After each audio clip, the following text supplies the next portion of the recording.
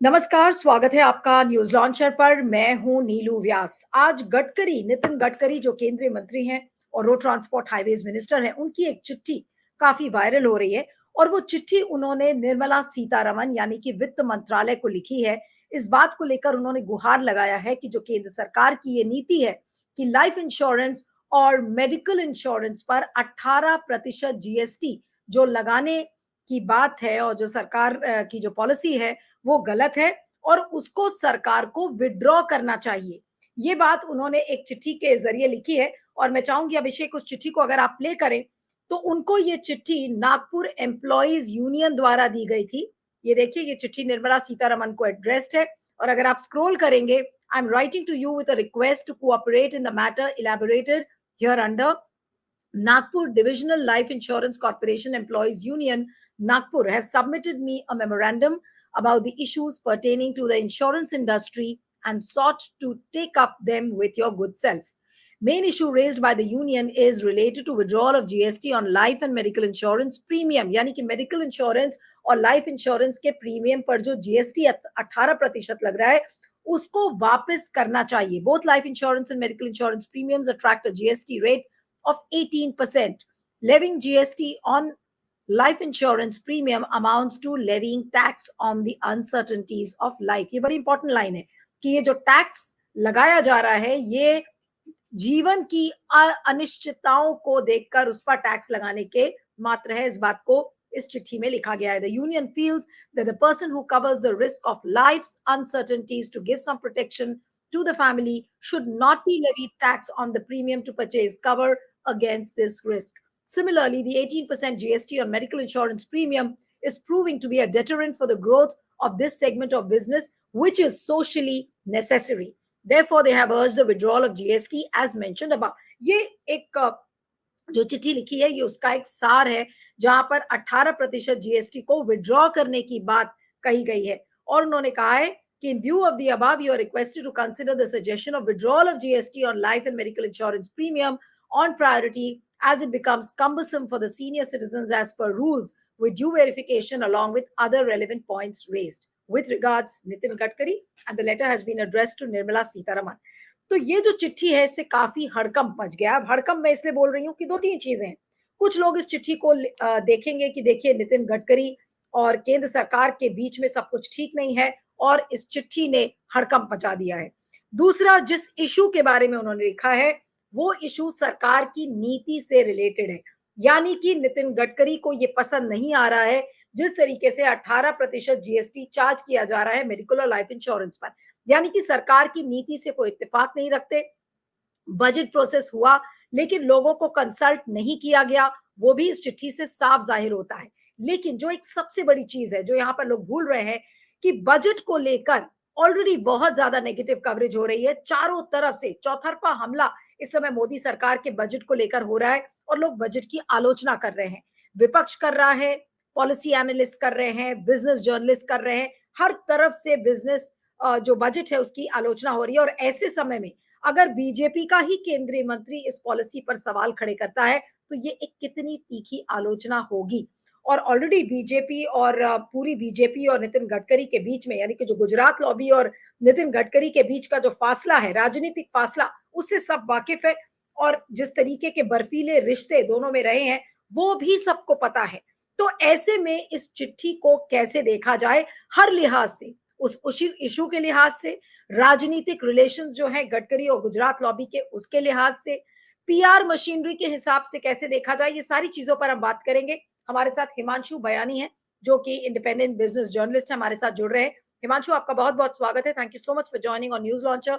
और पहला सवाल हिमांशु यही है कि नितिन गडकरी की इस चिट्ठी को आप कैसे देखते हैं और एक एक करके हर एस्पेक्ट पे मैं बात करना चाहूंगी. सबसे पहले राजनीतिक मुद्दा जो है और जो पब्लिसिटी रिलेटेड मुद्दा है इस पर हम पहले बात करेंगे कि क्या ये चिट्ठी ये नहीं दर्शाती कि सब कुछ ठीक नहीं है केंद्र सरकार में और नितिन गडकरी के बीच में. और केंद्र सरकार जब मैं कहती हूं तो मोदी, अमित शाह, जेपी नड्डा, पूरी गुजरात लॉबी और एक तरफ नितिन गडकरी. तो क्या सब कुछ गड़बड़ आपको लग रहा है उनके बीच में? जी.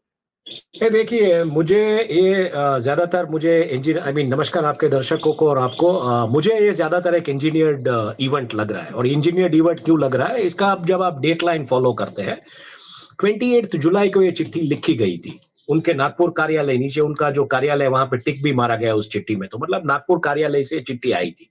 अब नागपुर के किसी यूनियन ने मतलब इस तरीके से इनको कहा, पिछले डिबेट्स में हमने देखा विवेक जी के साथ कि क्या ये यूनियंस संघ के साथ जुड़े हुए, मतलब राष्ट्रीय स्वयंसेवक संघ के साथ के नहीं, इसकी कोई फिलहाल कोई पुख्ता जानकारी नहीं है।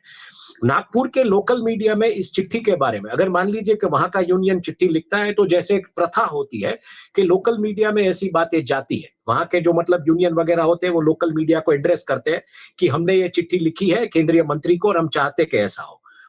महत्व की बात कि ये मंत्रालय गडकरी जी का नहीं है, लेकिन उनको चिट्ठी लिखी गई है। अब आते हैं 28 जुलाई से लेके आज तक के जो भी मतलब डेवलपमेंट्स हुए उसके ऊपर। 28 जुलाई को क्या हुआ? राहुल गांधी का जो भाषण हुआ, जो मतलब चक्रव्यूह और पद्मव्यूह के बारे में जो बातें हुई उसमें, और जिस तरीके से वो भाषण वायरल हुआ, और उसी दिन मुझे लगता है आईएएस वो राउज आईएएस स्टडी सर्कल में जो घटना हुई, और उसके बाद जिस तरीके से पूरा एक नेगेटिव हेडलाइन मीडिया में, नेगेटिव तो नहीं बोल सकते, न्यूज न्यूज होता है, नेगेटिव नहीं बोल सकते, लेकिन गवर्नमेंट को वो एक तरीके से नेगेटिव ऑप्टिक्स दिख रहा है, क्योंकि जैसे बजट के बारे में हमने चर्चा की थी, तो हमने बहुत स्पष्ट रूप से कहा था कि बजट सत्र हमको लग रहा है कि आने वाले दिनों में बहुत गहमा गहमी, बहुत गर्मा गर्मी होगी, और ये इस दिशा में जा रहा है। बजट के ऊपर सवाल खड़े किए जा रहे हैं, और ये बिल्कुल मतलब पक्ष में जो बैठे लोग हैं इनको पसंद नहीं है। तो कहीं ना कहीं पक्ष में, सत्तारूढ़ में बैठे लोग जिस तरीके से पूरी हेडलाइंस हो रही है, कल खबरें आई वायनाड से। वायनाड तो हालांकि नेचुरल कैलामिटी है, लेकिन केंद्र कितना कर पाती है देखना पड़ेगा। सिद्धारामैया ने कर्नाटका से बोल दिया कि केरला के साथ खड़ा है। मतलब एक तरीके से अगर आप देखने जाए तो पॉलिटिकल आईबॉल्स इस तरीके से बिल्ड हो रहा है कि कांग्रेस का एक राज्य खड़ा है केरला के साथ। केंद्र से कुछ बातें अभी नहीं आ रही है। रेल की एक्सीडेंट की जो वारदातें हुई, जिस तरीके से बातें हुई पिछले दिनों में, जो भाषण हुए बजट को लेके, और ये एक तरीके से सोशल मीडिया और टेलीविजन का जमाना है जहां पे ये बातें इतने अच्छे आईबॉल्स बिल्टअप नहीं कर रही है। और उसमें बाकी था तो आपने पत्रकारों को एक कंटेनर बॉक्स में डाल दिया। तो ये एक तरीके से पूरा एक मैसेज जो है, क्योंकि कल मैंने देखा बहुत सारे ब्रॉडकास्टिंग प्लेटफॉर्म्स पे भी पत्रकारों को जिस तरीके से एक दरकिनार कर दिया गया कि आप मीडिया से भी बात नहीं करेंगे लोकसभा में, मतलब आप किसी लोगों से बात नहीं करेंगे, परिसर के बाहर बात करेंगे। परिसर के बाहर तो कौन मिलता है कौन नहीं मिलता, आपको कितना पता है दिल्ली में कितने लोग व्यस्त होते हैं, ब्यूरोक्रेट्स कितने व्यस्त होते हैं। आप जो ये कह रहे हैं कि ये हेडलाइन मैनेजमेंट का हिस्सा हो सकता है, तो नितिन गडकरी की जो चिट्ठी है उसको आप नेगेटिव लाइट में देखेंगे या पॉजिटिव लाइट में? सबसे बड़ी बात ये है। नहीं, नेगेटिव या पॉजिटिव लाइट में कब देखा जाएगा, इसका भी एक मतलब एक अगर हम देखने जाए तो एक परिप्रेक्ष्य है। आई थिंक फ्रेम फ्रीज हो चुकी, फ्रेम फ्रीज हो चुकी थी। एक एक उसका भी आप परिप्रेक्ष्य समझने की कोशिश कीजिए। यूपीए 1 एंड यूपीए 2 अगर हम बात करें, 2004 से लेके 2009 और 2009 से 2014 तक की यूपीए 1 यूपीए 2 में बहुत सारी खबरें दिल्ली के मीडिया में, मतलब तब तो ये सोशल मीडिया वगैरह इतना था नहीं, दिल्ली के मीडिया में बहुत सारी खबरें हमको पढ़ने को मिलती थी, जहां पे फाइनेंस मिनिस्टर यानी कि पी चिदम्बरम और कॉमर्स मिनिस्टर कमलनाथ के बीच पैट्स रहते थे, उनकी खबरें आती थी, उनके इंटर मिनिस्टरियल कम्युनिकेशन मीडिया में आते थे। यहां तक कि टैपिंग की भी बातें आई थी कि चिंगम के जरिए किस तरीके से वहां पे कुछ प्रणब मुखर्जी के रूम में टेबल में क्या लगाया गया था, ये सब चीजें आई थी, इसके कम्युनिकेशंस भी हुए थे। प्रणब मुखर्जी तो फाइनेंस मिनिस्टर रह चुके थे, ये सब चीजें थी। बाद में 2014 के बाद अगर आपको पता हो तो ऑयल मिनिस्ट्री को लेके कुछ कागजात बाहर आए, और बात ये आ गई कि गवर्नमेंट डॉक्यूमेंट है, ये बाहर नहीं ला सकते। तो मेरा सबसे पहला सवाल है, 28 जुलाई को लिखा गया ये पत्र, ये एक इंटर मिनिस्टरियल कम्युनिकेशन है, ये बाहर कैसे आया? ये किसी पत्रकार ने नहीं लाया है, समझने की कोशिश कीजिए। अगर ये कोई पत्रकार लाया होता तो उस पर अब तक तो राजद्रोह का केस लग चुका होगा, मुकदमा हो चुका होगा, लेकिन ये बाहर आया है, और ये क्यों आने दिया गया, ये भी समझना पड़ेगा। इंश्योरेंस का जो मार्केट है हिंदुस्तान में, वो पूरा का पूरा करीबन $1410 करोड़ का, यानी कि अगर हम रुपी वैल्यू में उसको कैलकुलेट करें तो 1,20,000 करोड़ का ये पूरा का पूरा मार्केट है। अगर उस पे आप 18% जीएसटी का प्रीमियम वैल्यू पे जो कंसीडर करके चलेंगे तो 21,573 करोड़ इंडियन रुपीस की बात है। 18 लाख करोड़ का पूरा जीएसटी कलेक्शन अगर फिस्कल ईयर का देख लेंगे तो उसमें 21,573 करोड़ से देखने जाए तो करीबन 1.2% जैसा होता है। तो गवर्नमेंट में से अगर ये कम्युनिकेशन बाहर आती है जो किसी पत्रकार ने नहीं लाई है, पत्रकारों को आपने पिंजरे में बंद करके रखा है, तो ये कम्युनिकेशन बाहर आई कहां से और राजद्रोह का गुना क्यों नहीं लगना चाहिए इसके ऊपर। तो ये अभी क्या हो गया है कि मीडिया को आप कैसे मैनेज करेंगे। आप ऑलरेडी बातें थी कि गडकरी और टॉप लीडरशिप के बीच कुछ अनबन है, बातें सही नहीं चल रही है। परसों आपने योगी के जो विजुअल्स आए वो भी आपने देखे, जिस तरीके से यूपी से खबरें आ रही है। तो इन सब चीजों के बीच ये मुझे पूरी की पूरी एक मीडिया मैनेजमेंट की एक्सरसाइज, मीडिया हेडलाइंस मैनेजमेंट की एक्सरसाइज दिख रही है, खास करके उस दौर में जब युवा रास्ते पे है, दिल्ली की सड़कों पे है। आम आदमी पार्टी के नेता अरविंद केजरीवाल जब जेल में, उसको लेके धरने वगैरह गुजरात में भी हुए हैं, बहुत सारा प्रदर्शन हो रहा है। तब ये खबर नहीं, मेरा कहने का तात्पर्य ये है कि अगर ये पत्रकार ने लीक नहीं की है ये खबर, तो ये खबर लीक कैसे हुई। अगर ये इंटर मिनिस्ट्रियल कम्युनिकेशन, अगर टाइमलाइन आप देखेंगे, वो पॉइंट आपका अंडरस्टूड है और अंडरस्टैंडेबल है जो आप कह रहे हैं कि भाई अगर ये पत्रकार ने लीक नहीं की है, इंटर मिनिस्ट्रियल डॉक्यूमेंट है, तो ये लीक कैसे हो गया। लेकिन अगर हम ये मान के चलें कि ये हो सकता है नितिन गडकरी के ऑफिस से लीक किया गया हो या फिर किसी ने वित्त मंत्रालय की तरफ से ये लीक करवाया हो जानबूझ के या कैसे भी, लेकिन इसमें जो राजनीतिक कहानी है वो क्या है। नितिन गडकरी बनाम केंद्र सरकार की क्या क्रैक्स आपको दिखते हैं बीजेपी में, जो डिफरेंसेस हैं, मतभेद है, क्या वो स्टोरी आपको सामने नजर आती है या फिर ये कुछ ज्यादा ही नहीं, मुझे नहीं आती है। मुझे इसलिए नहीं आती है, मैं आपको ऑनेस्टली कहूं, अगर ये क्रैक्स होते तो अब तक एक तरीके से रिवोल्ट हो चुका होता। ये इंजीनियर्ड है, आप समझने की कोशिश कीजिए। और ये इंजीनियर्ड क्यों है ये भी मैं आपको बताऊं कि अभी फिलहाल गवर्नमेंट के सामने जो नेगेटिव ऑप्टिक्स बिल्टअप हो रहे हैं, जिसमें वो एक 240 के ऊपर वो ये कहना चाहते हैं कि हम कुछ डिलीवर कर रहे हैं। मतलब यहां पे सीधी बात आ गई कि आप इसको हटा दीजिए। ये हटेगा नहीं, क्योंकि ये समझना पड़ेगा आपको कि इसमें फॉरेन कंपनीज जिस तरीके से एफडीआई के बाद भारत के इंश्योरेंस बाजार में आई है, उनका पैसा जिस तरीके से फंड्स मार्केट में और कैपिटल मार्केट में लगा हुआ है, तो ये जीएसटी हटेगा नहीं। हालांकि जीएसटी घटेगा कहीं ना कहीं, मतलब एक टेबल पे बातचीत होगी, जीएसटी घटेगा। स्पेसिफिकली हमारे पिछले डिबेट्स में जो बात हुई, आपने जहां पे कहा कि निर्मला सीतारमण जी ने मतलब एक समूह को बुलाया और कहा कि बजट के बारे में बहुत नेगेटिव बातें हो रही है, तो आप उसमें से पॉजिटिव पॉइंटर्स निकाल के उसके बारे में बात कीजिए। अब ऐसे वक्त में ये चीज आना, ये एक इंडिकेशन है कि 1.2% का फाइनेंशियल रिस्क लेने के लिए सरकार तैयार है। ये इंजीनियर्ड है। और आपको सुन त्जू की जो आर्ट ऑफ वॉर की जो बातें हैं, जो मतलब art of war is a book which is written by a Chinese military general, दुनिया की सभी मिलिट्री स्कूल्स में इसको एज ए एकेडमिक करिकुलम में डाला गया है। वहां पे कहा गया है कि when you are weak exhibit yourself as strong, and when you are strong exhibit yourself as weak. तो जिस तरीके से ये सब चल रहा है, जो बातें आ रही है, उसमें कहीं ना कहीं हेडलाइंस मैनेजमेंट की बात है। ऐसा दिखाया जा रहा है कि प्रॉब्लम्स है।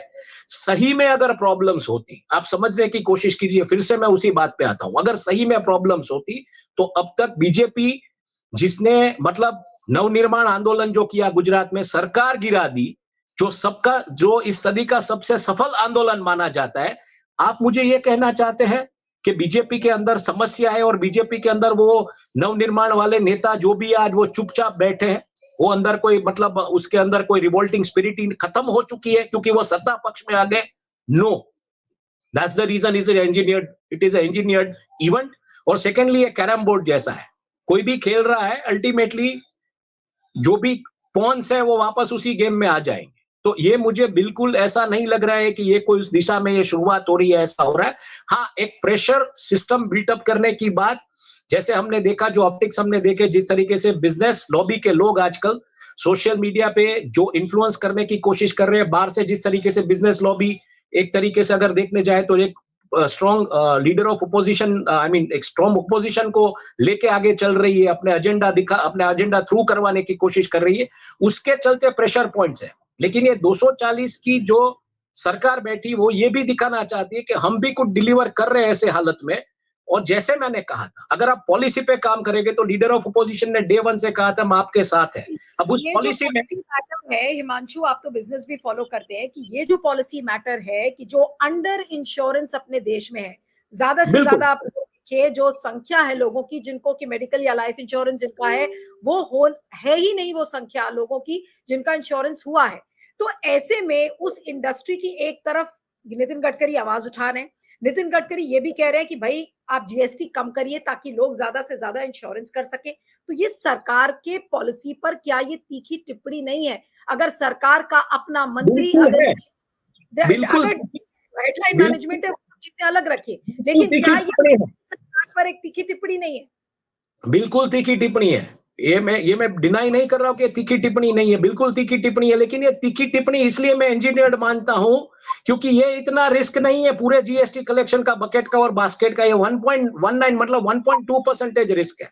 और ये रिस्क इसलिए आप उठाएंगे, शायद आप पूरा का पूरा जीएसटी निकाल भी दे और बोले कि चलो हमने सबको इंश्योर कर दिया, जैसे आपने जनधन आधार मोबाइल के जरिए कहा था कि हम सबको बैंकिंग में लाए। तो सरकार को फिलहाल दिखाना है, मुझे जो जानकारी मिल रही है, जिस तरीके से मैं यहाँ राजकोट से आ रहा हूँ, पहले जनसंघ की सीट 1952 में राजकोट में आई थी गुजरात के पॉलिटिक्स में, 1962 में सॉरी, जब गुजरात अलग हुआ मुंबई महाराष्ट्र से। तो मैं यहाँ बहुत जनसंघ के लोगों के साथ जुड़ा हुआ, उनसे बातें होती है। उनका कहना है कि उनको इंफॉर्मेशन मिली है कि पिछले 10 सालों में काउंसिल मतलब कॉर्पोरेटर लेवल से लेके एमएलए तक जितनी भी रिक्वेस्ट आई है पब्लिक की तरफ से या पब्लिक बॉडीज की तरफ से जिसके ऊपर एक्शनेबल अगर कोई काम किया जा सकता है तो वो बिल्कुल पेश किया जाए।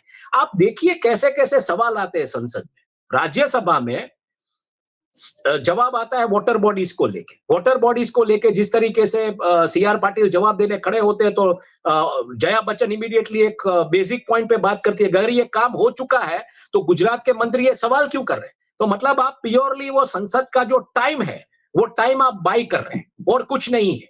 अब थोड़े दिनों पहले परिमल नथवानी जो एमपी है तेलंगाना आंध्र प्रदेश से, उन्होंने इसी मुद्दे के बारे में बातचीत की कि किस तरीके से रिचार्ज हुए वाटर बॉडीज वगैरह। तो आप समझने की कोशिश कीजिए, अभी ये मॉनसून जिस तरीके से पूरे कंट्री में, उसमें वाटर बॉडीज रिचार्ज नहीं होंगे तो भी हो जाएंगे, उसमें कौन सी बड़ी बात है? ये कोई सवाल है?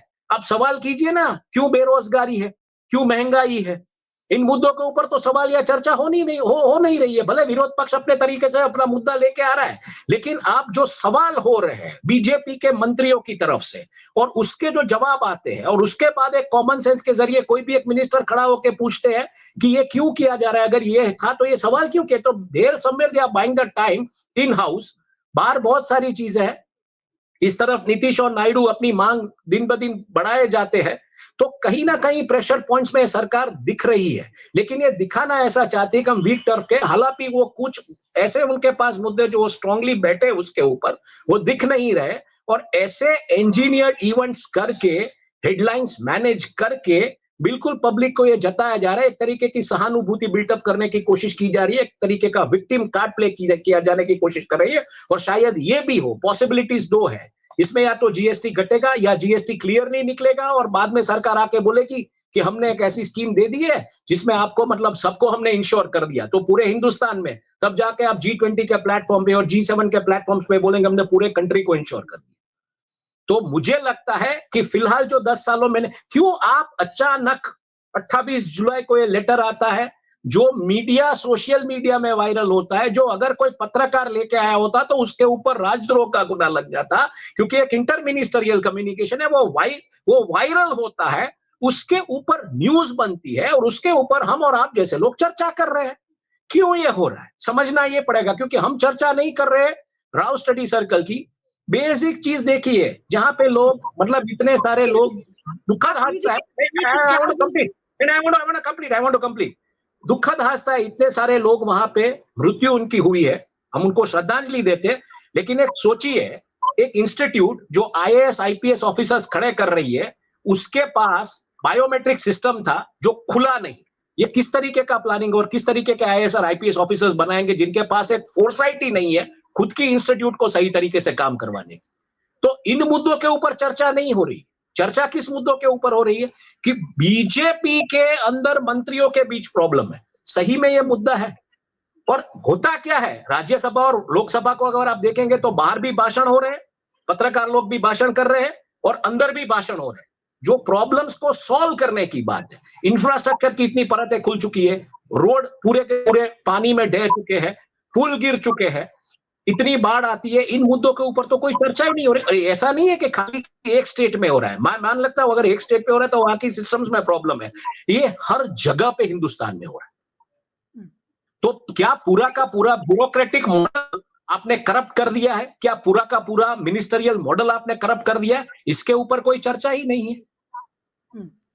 नो बट ये मुझे ये बताइए कि अब अंत में इस पूरी चिट्ठी से हड़कंप तो मच गया है कि नितिन गडकरी ने 18% जीएसटी के विड्रॉल की बात कह दी है। आपको क्या लगता है कि क्या वाकई में बीजेपी के अंदर इस चीज को लेकर एक अनईजीनेस दिखेगी और मंत्रियों के बीच में अनईजीनेस दिखेगी क्योंकि उन्होंने एक ऐसी चिट्ठी लिखी है?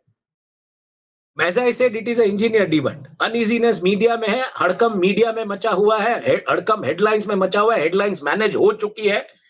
बाकी मुझे कहीं ऐसा नहीं दिख रहा है कि इसकी वजह से, हाँ होगा क्या, वाद प्रतिवाद होगा और वो भी इंजीनियर्ड होगा।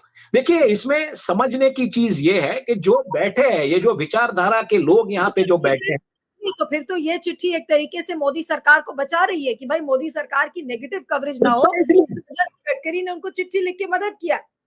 प्रिसाइसली मैं वही बता रहा हूं, ऐसी बहुत सारी चिट्ठी आएगी। ऐसी एक चिट्ठी आई ऐसा नहीं है, ऐसी बैकडेटेड चिट्ठियां भी आ सकती, शायद बैकडेटेड ना है लेकिन बैकडेटेड चिट्ठियों ऊपर एक्शनेबल इवेंट जिसको करके अभी पेश किया जाएगा कि ये कीजिए वो की। I beg to differ on one point. मैंने एक डिबेट में ये भी कहा था कि बजट के बाद मुझे लगता है, क्योंकि आप देखिए पूरा आप पूरा जिसको बोले आप पूरा एक क्वाड्रेंट देखिए। क्या आपके पास मनमोहन सिंह जैसे लोग हैं? क्या आपके पास रघुराम राजन जैसे लोग हैं? क्या आपके पास पी चिदम्बरम जैसे लोग हैं? क्या आपके पास फाइनेंस बैकग्राउंड जैसे नेता है जो मवा मोइत्रा है या राहुल गांधी है? आपके पास एक नेता ऐसा नहीं, एक नेता। आपके खुद के जो यशवंत सिन्हा थे उसकी आप बातों को समझते नहीं हो। आपने जिसका इंटरव्यू किया था डॉक्टर सुब्रमण्यम स्वामी, वो बोल के थक गए, जो इंटरव्यू इतना वायरल हुआ था, उसको आप कंसीडर नहीं कर रहे हो। तो आपके पास अभी एक्शनेबल इवेंट लेने के लिए आपके पास ऐसे लोग कौन है? तो आप एक मिनिमम रिस्क प्लेइंग फील्ड पे ऐसी चीजें कर रहे हैं जहां पे लगे कि हम एक्शन भी ले रहे हैं, हम ये बोलेंगे कि हमने 240 में डिलीवर भी किया। और उससे भी बड़ी चीज, आप 4 दिन पहले की मीडिया की खबर देख लीजिए। 5 करोड़ वोट्स जो रिपोर्ट आई, जिसमें 5 करोड़ वोट्स की वजह से 79 सीट्स के ऊपर जो पूरा इंपैक्ट हुआ है, उसके बारे में कोई चर्चा ही नहीं है कहीं पे। तो ये चीजें क्लियरली इंडिकेट कर रही है कि ये सब इंजीनियर्ड है। बीजेपी के अंदर वाद प्रतिवाद होगा, प्राइम मिनिस्टर किसी को बाइट नहीं देंगे, आप समझने की कोशिश कीजिए। प्रवक्ता करेंगे, कांग्रेस हल्ला मचाएगा, आम आदमी पार्टी हल्ला मचाएंगी, बीजेपी के प्रवक्ता के मीडिया कॉन्फ्रेंस में ये वो करेंगे। लेकिन एक्शनेबल इवेंट ऐसी मुझे लगता है बैकडेटेड आएगी सामने, ऐसी चीजें होगी, लोगों को लगेगा कि इनके अंदर इंफ्रैक्शन है, इनके अंदर प्रॉब्लम है, लेकिन वो होगी नहीं, वो हेडलाइन मैनेजमेंट की एक्सरसाइज होगी। आपने हेडलाइन मैनेजमेंट कहा, लेकिन ये भी बात किसी से छुपी नहीं है कि केंद्र सरकार से और नितिन गडकरी के रिश्तों में जो एक ठंडक है, एक जो फ्रॉस्ट जो एक डेवलप हो गया है, वो तो होगा ही। लेकिन जो ये चिट्ठी है, क्योंकि ये नागपुर एम्प्लॉइज यूनियन की तरफ से लिखी गई है, तो एक प्रोबेबिलिटी और एक सवाल जो मन में आता है कि कहीं ऐसा तो नहीं कि आरएसएस ने कहा हो कि गडकरी से कि भाई अब आप इन एम्प्लॉइज की बात उठाइए, इसी बहाने पूरे देश का भला हो सकता है। नहीं, आपको समझना ये पड़ेगा, जिस तरीके से इंफ्रास्ट्रक्चर की परतें खुल रही है, तो इंफ्रास्ट्रक्चर रोड वगैरह का डिपार्टमेंट किसका है?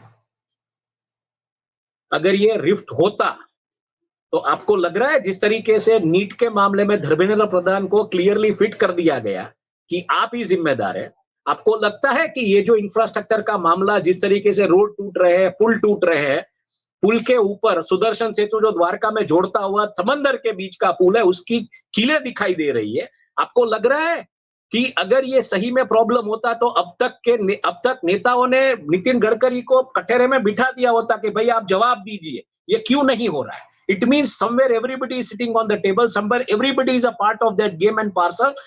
बहुत सारा मुझे लगता है, क्योंकि ये चीज नहीं आ रही है, नितिन गडकरी को इसके लिए जिम्मेदार नहीं ठहराया जा रहा है। So everybody is a partner somewhere in this whole game. और इसी वजह से ये पूरा का पूरा ऐसे दिखाया जा रहा है कि रिफ्ट है, प्रॉब्लम है, ये है, वो है, लेकिन वास्तव में सभी लोग एक ही टेबल पे बैठ के खाना खा रहे हैं।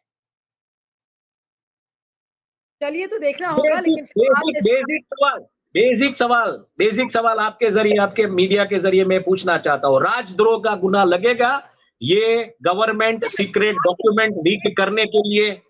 और लगेगा तो किसके ऊपर लगेगा? यही मैं पूछ रही हूँ कि आपके हिसाब से किसके ऊपर लगना चाहिए, क्योंकि अब तो मुझे नहीं पता है, मुझे नहीं पता है किसने लीक किया है।